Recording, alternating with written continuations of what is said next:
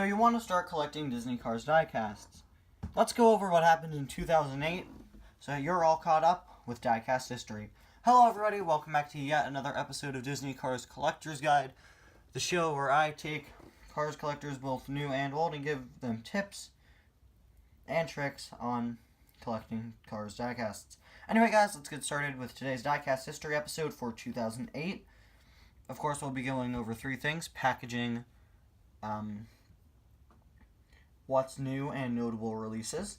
So, yeah, this was a pretty great year for the diecast line. So, let's begin by taking a look at the packaging. You can see the packaging up here as featured by Roman Dunes, Chief Nostal, and also you'll see a generic McQueen in 2008 packaging right. So, see guys, I was building it up. I was going to snap my fingers and go right now, but I messed up on my snapping. Anyway, there he is right now. Whatever, I can't snap my fingers very well. But still, that's a 2008 packaging. It's really great. Now, the interesting thing is this was the first year it was referred to as the World of Cars. And you can see it's kind of like the supercharged packaging, but during the daytime compared to at night. So, let's move on to what's new. So, what was new for this year?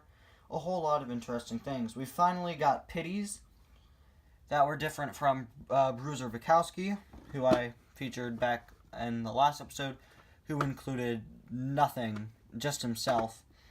Pitties, like Stacy here, now included a tire and a tool rack. That's how the pitties actually operate to this day. More about Stacy in the notable releases section. Now, what was old here was, of course, just like the previous years, a whole lot of cars from 2006 and 2007. In fact, I'd say most of them were re-released in 2008. The cars from the Walmart 8 series, or at least a few of them, made their ways to normal stores. This year gave way to the first ever short card diecasts, where they are on a shorter card back. That's basically all you need to know about that, and those are usually much rarer than normal diecast card backs. Also released in 2008 were the first ever launchers, the pit row launchers, which included a piston cup car and their whole pit row setup. When you press down on a button, the car would launch. And we got our very first chase diecast. Full video on chases right up there in the card. If I remember to put it in, should be popping up right then and there on what a chase is. Basically, it's a car limited in production. They no longer do chases, now they're super chases, which are even rarer.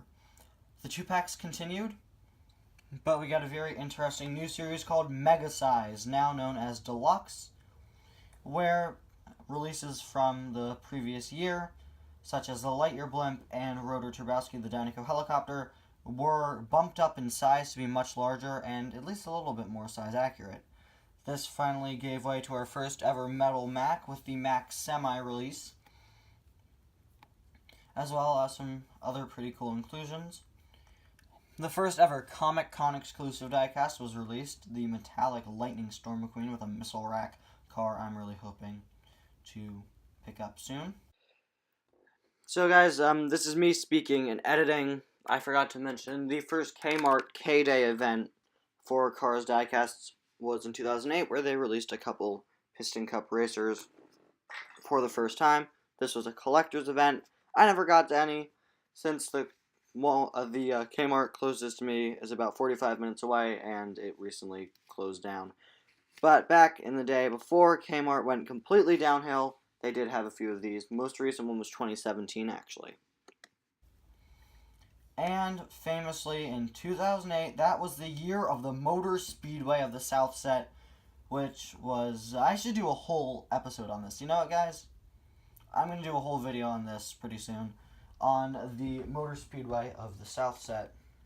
Yeah, it was a way to get every Piston Cup racer. It's extremely rare, only way to get a real legitimate Apple car, and an exclusive variant of Dale Earnhardt Jr., that same version of him was later released with rubber tires, but if you want the plastic wheel version, you're going to need to get that, which you basically can't. It's definitely difficult to obtain, I'll tell you guys that. Look at that!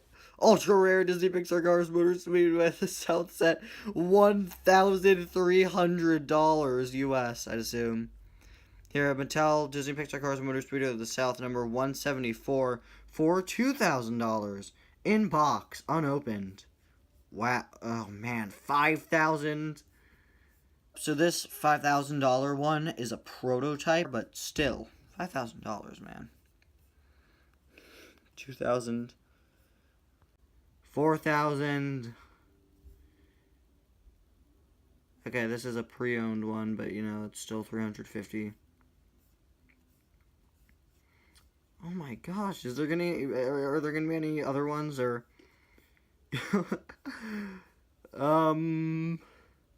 all right. Yeah.